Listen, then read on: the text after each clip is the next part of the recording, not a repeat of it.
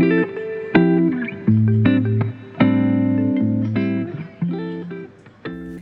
everyone, today we're going to be going over the musical alphabet.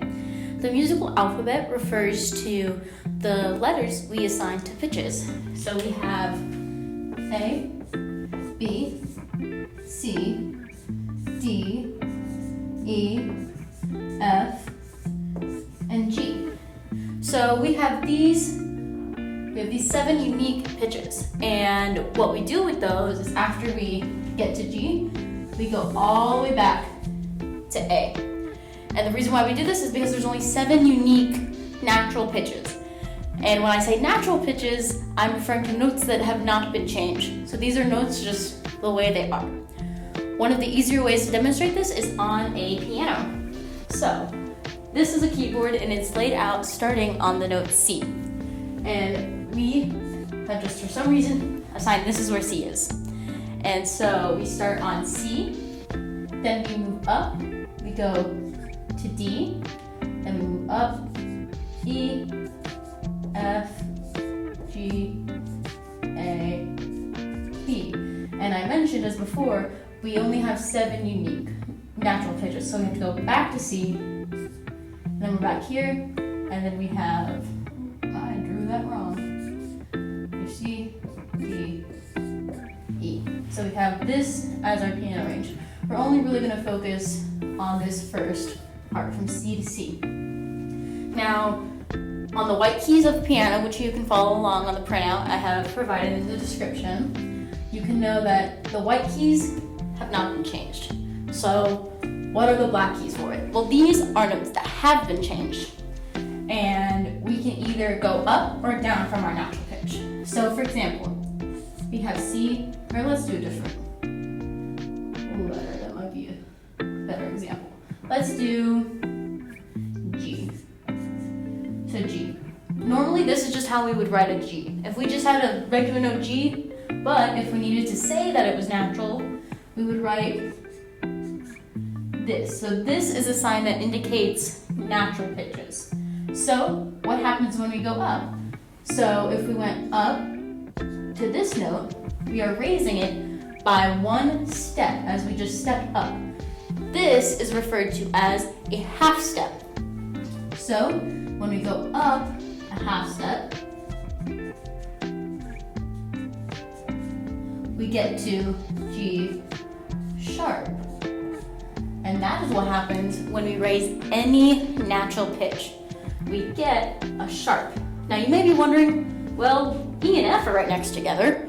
What does that mean? So if we had to go up 1 step from E, it would turn into E sharp. But it says F on the board. This is called enharmonic spelling.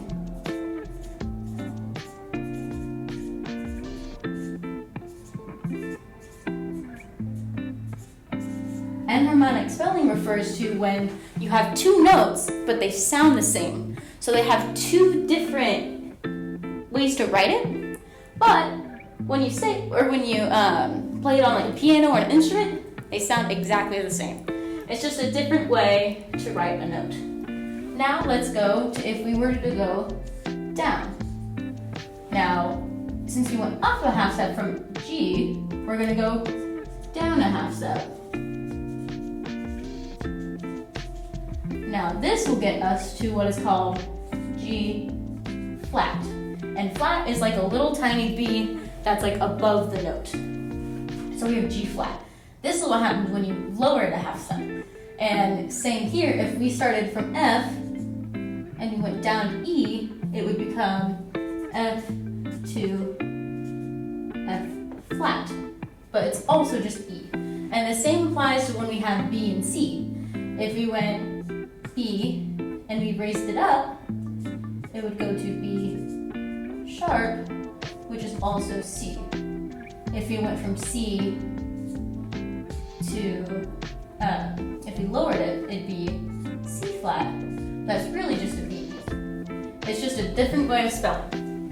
And so now we've covered how to get there, and we have half steps. Well, what happens when you have to skip a note and you have to go there? This is called a whole step. It's when you go up one half step and then you go up another half step to make a whole, because two halves make a whole. And so this, anytime we have any white key to another with the exclusion of E to F and B to C, we know it's a whole step. And so after we have that, half steps, and that is how you would read a piano. So if we looked at here, we would have C sharp or D flat, as you can go down or up. Then we would have D sharp or E flat. Then we would just have the enharmonic spelling, as I talked about right here. Then we would have F sharp, and then G flat. Then we would have G sharp, then A flat, then A sharp, get a little short here, then B flat, and we go over here, C sharp, D flat, then D sharp, E flat, as we said earlier. And that is the basics of the musical alphabet. Thank you so much for watching. I will have some links in the description for resources to learn these notes relative to a keyboard, and also I will have the printout down there so you can follow along and name these and practice naming it on a keyboard. Thank you so much.